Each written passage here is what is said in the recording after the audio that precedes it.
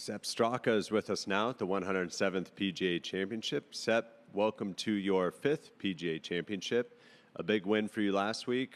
What'd you do up there in Philly, and how you feeling coming into this one? Yeah, it was a great week. The putter was really hot, which was key. Those greens were really tough to putt, and felt like I was able to make a lot of mid-range putts, which was huge. Ball striking was solid. Not anything exceptional there, but yeah, definitely was able to take advantage of a hot putter. How's the week been so far, and what are your impressions of the course? Yeah, it's been good. I got down here Monday evening.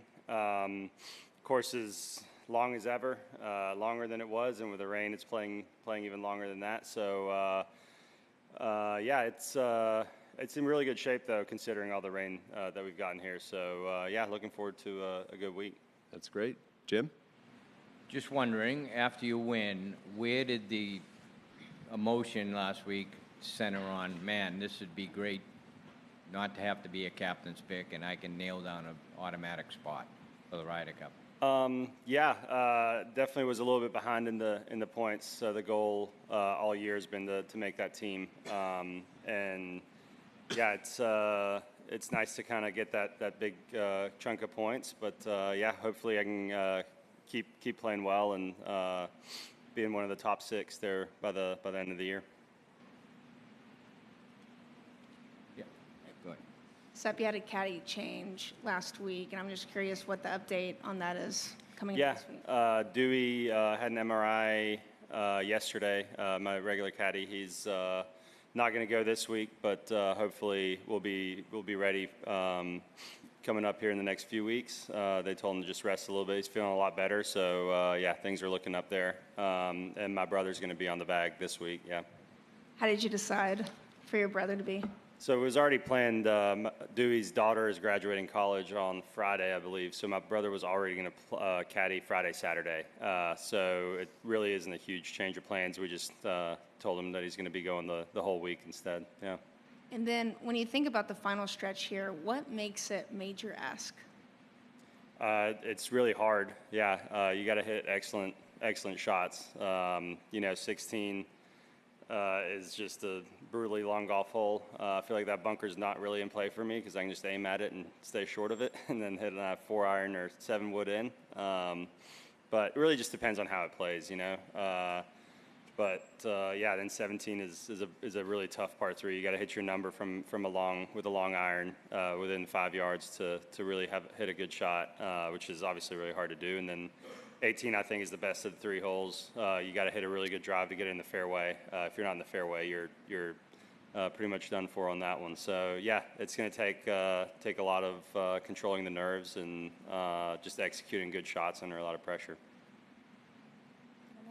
We'll go up to Alex on 12. Yeah, Steph, wanted to comment regarding following up on wins. A lot of people talk about how difficult it is to play successfully the week after winning. After your last 3 PGA Tour victories, you finished in the top 10. Besides a whole lot of Diet Coke, how do you keep the energy and the momentum up after winning on Sunday? Yeah, it's definitely tough. I've had a lot of off weeks after my wins recently, which definitely helps to kind of decompress, take it all in, get your energy back. But yeah, when it's a quick turnaround like this, it's hard. But yeah, the big thing is getting energy back. You get kind of drained. There's a lot of pressure. You're wrestling a lot of things, and then obviously after you win, there's a lot of adrenaline still going. So. Last night had a really good night of sleep, so hopefully we're getting back on that track. Juan? So Seb, how are you? So top 10 in the world rankings right now. So we've been talking recently. I remember Colin Morikawa, Xander used to be in the same position. He's been up there, but also been kind of under the radar, no? Not getting that much attention. And I wanted to ask you, what are the advantages of that? And do you enjoy that position better than having attention all the time, no?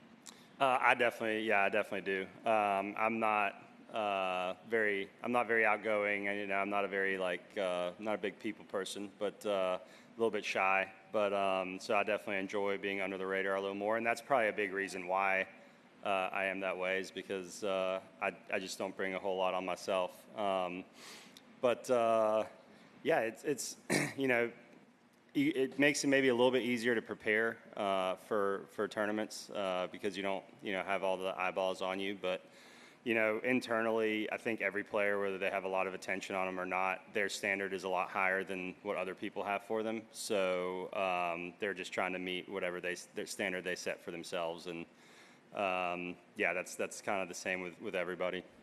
I mean, a couple more things. Different for Austria. I mean, for us, you're making history for Austria. More people are watching golf now in Austria. I mean, what kind of effect is it having, and what are you getting from your country people there? No? Yeah, it's incredible. It's all, the response from there is really amazing. Austria has grown as a golf country since I've been around. Since I was a little kid, it's grown a lot. And people love it over there.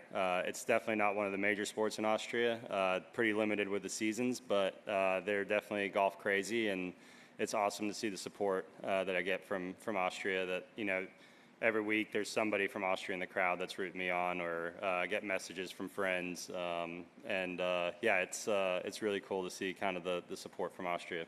And one last thing, we had Luke Donald this morning here. I mean, it looked like you have a guaranteed spot in the Ryder Cup, no? So kind of your memories of the last one and what you expect here this year, no? So, memories. I mean, it's incredible. I got to play with Shane on Sunday last week, and he's become a really good friend of mine. And what a great week, great group of guys. Still kind of the group chat still going from the last one. Hoping to be in the group chat for the next one. So, the next one's going to be very different, I think. The environment in Rome was incredible. Obviously, we were the home team, so that's expected. But it's going to be quite the opposite in New York. I think the fans are going to be coming out in full support for the U.S., and I think it's going to be fun, but in a very different way. I think they're going to make it very challenging, and it's going to be tough. So, hopefully I can get my game in shape and keep it going through that time. Jim? So last week when you were winning, there was a lot of talk on TV of the great Austrian downhillers. Yeah. Franz Klammer and Hermann Maier. Yeah.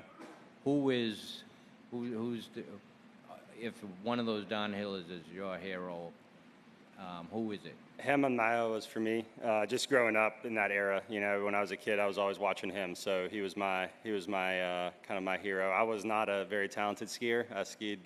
I grew up in Vienna, so not a whole lot of skiing there. But he was the one I always grew up watching. So he was, he would be my one. But my mom would say Franz Klammer because he was a golfer and a skier and very talented in both. And it's a nice history there. And if I could, when you won last week, you just mentioned Shane Lowry. Is there a touch of awkwardness knowing how heartbroken he was? I don't know about awkwardness. We talked in scoring, and he was very happy for me. He was obviously very upset that he didn't pull it out. But Shane's such a good guy. All day, we were very fiery, we were very competitive, but I don't think that ever came in between, us being friends, or that would never really jeopardize that. So no, definitely no awkwardness, but I definitely felt for him because he's played some incredible golf over the last few years, and everybody wants to be the one holding the trophy at the end. He's just going to keep playing the way he's been playing, and I'm sure he'll be holding one here very shortly. We'll wrap things up here with Juan. So we started. Guten Morgen. We're going to German. Perfect. Yeah. So I mean, the feeling of coming to a major, probably for the first time, as a PGA Tour winner. And in the top 10 of the world rankings. What does it mean for you? Ja, es ist super. Der Sieg letzte Woche war ein Wahnsinn.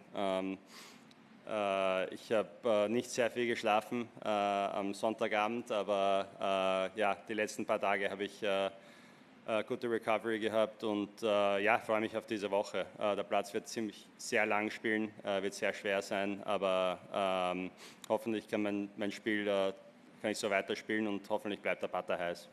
We were talking about the reception, the feedback you're getting from Austria, how you see the game growing, kind of following you. I mean, can you talk a little bit about that? No? So. Ja, es ist ein Wahnsinn, was für Messages ich bekomme von Österreich. Also der Support ist wirklich super. Ich sehe die Schlagzeilen in den Medien und es ist natürlich immer super, wenn ich Österreich vertreten kann auf der PGA Tour. Und ja, ich bin wahnsinnig zufrieden und stolz darauf, hier die österreichische Flagge vorne dabei zu haben. And the last thing is, so being where you are right now, we're saying top 10 in the world rankings. Does your attitude and your plans and your vision for the year change? And when you come to a tournament like this, do you feel like you have to aspire to more? No? Na, die Erwartung ist immer noch gleich. Ich glaube, dass ich einfach mein Spiel spielen will. Die Ergebnisse kommen, wenn man gutes Golf spielt. Und der Plan ist einfach, den Spielplan auszuführen. Ich muss hier auf jeden Fall Fairways treffen. Der Platz ist sehr lang. Ich bin nicht einer der längeren Spieler hier. Also muss ich im Fairway sein, weil vom Rough kann ich mit den langen Eisen nicht spielen. Und ja, die Erwartung ist immer noch dieselbe. Ich werde einfach mein Spiel spielen und hoffentlich ist das gut genug, dass ich am Sonntag dann vorne dabei bin. Perfect. Thank you. Perfect. Yeah. Thanks for your time, Sepp. Absolutely. We appreciate Thank you. it. Appreciate it.